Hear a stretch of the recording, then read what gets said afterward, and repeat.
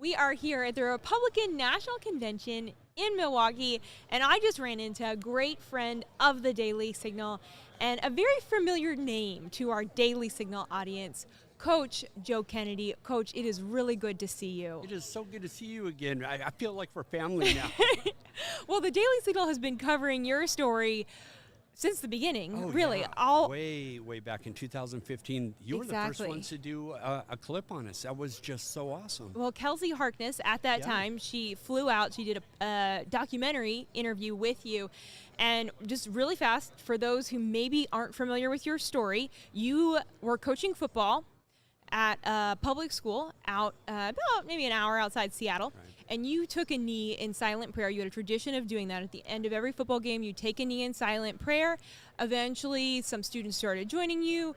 Well, then after you did it for quite some time, the school told you, hey, you have to stop. And you said, well, actually, no, I feel like this is something that God called me to do. I'm going to keep doing it.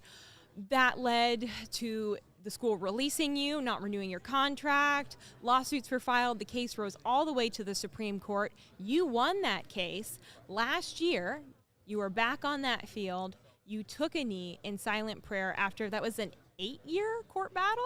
8 years, and it was our 9th football season away. So that was Wow. a long time. Take us back to that moment of you had this journey and you had taken this stand to say, no, prayer is so important to me that it's worth this legal fight. What did that feel like to go out on that field and take that knee in silent prayer? One of those surreal moments. There's no real words that really describe what it was like. You expect to finally get there, but it was the longest marathon ever. And I was really nervous about it, to tell you the truth, because all this hype for 9 football seasons has been waiting to get me back on the football field. And when the moment came, God answered that prayer so perfectly. The game was so good. Everybody forgot about me, and it went to what it should be, where a guy taking a knee on a football field is no big deal, and it should be accomplished anytime, anywhere in public. Well, you made the choice after you had won the case. You took that knee back in silent prayer. You said, you know what, you used the word retire. I'm going to retire. I know for family reasons, some situations, you had moved with your wife down to Florida. What has gone on in your life since you said, okay, I'm going to retire and step away after winning this legal fight? I'm going to retire from football for now. How are you doing? Well, I was really hoping that God was going to keep things quiet and I could ride off into the sunset. And of course, He doesn't usually do that. No, he doesn't. He's got a really weird sense of humor. So we wrote the book, Average Joe, and that came out and really told the story of our lives. Like you guys have covered from my growing up, bad experiences, and then bringing my love of God, our country, and really just walking people through a lifetime of fighting and to see who this guy is and why he's there and what led up to that moment.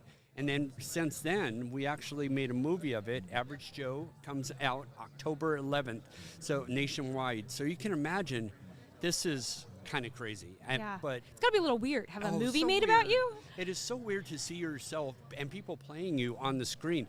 And it was actually really, it was tough to watch some of it because, you know the story between me and my wife, and it put us right back into the middle of those fights and all the things that we went through growing up. So we had to relive some of these moments, and everybody's going to see it on the big screen, and you can't hide. I mean, there it is. It's going to be out there. I'm really excited to see the film in October. Well, obviously, we're having this conversation here at the RNC, and I know, in the back of everyone's minds, at the front of everyone's minds, is, of course, less than a week ago, there was an assassination attempt on former President Donald Trump. And that issue of prayer has come up quite a lot because everyone recognizes this was an incredibly close moment to Trump being assassinated.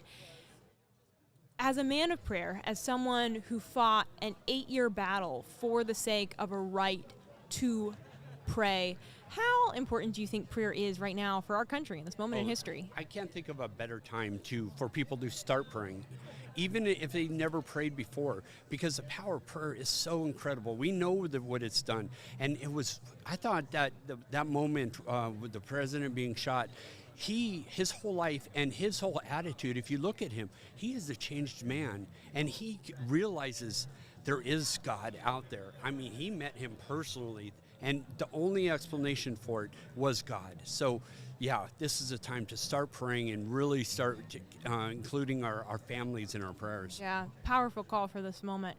Have you picked up coaching again? No, I've been waiting to see what God has next. I just loved coaching so much, and I don't know if I'm ready. They made a bad taste in my mouth and made it not fun, which was horrible because that was my calling. So right now I'm just going around the nation and helping people figure out what the First Amendment really means, and living up to the Constitution and inspiring people to stand up, especially right now, to pray and to vote. So wherever God calls me, I'm going to go. Yeah. One of the reasons why your story, I think, was so powerful is that you were such a father figure to the young men on your team, and that really, really resonated with folks. What is your message to young men at this moment in history? That they need to be men. And it's sad to see the way that the family has broke down. We need more men to become men and to be able to stand up and be the leaders in our households and take charge of our country. We shouldn't be sitting on the sidelines anymore. There's no place to go and hide. Be a man and stand up. Powerful. Coach Joe Kennedy, thank you for your time today. Really appreciate it. Bless you. You're awesome. All right. Thank you.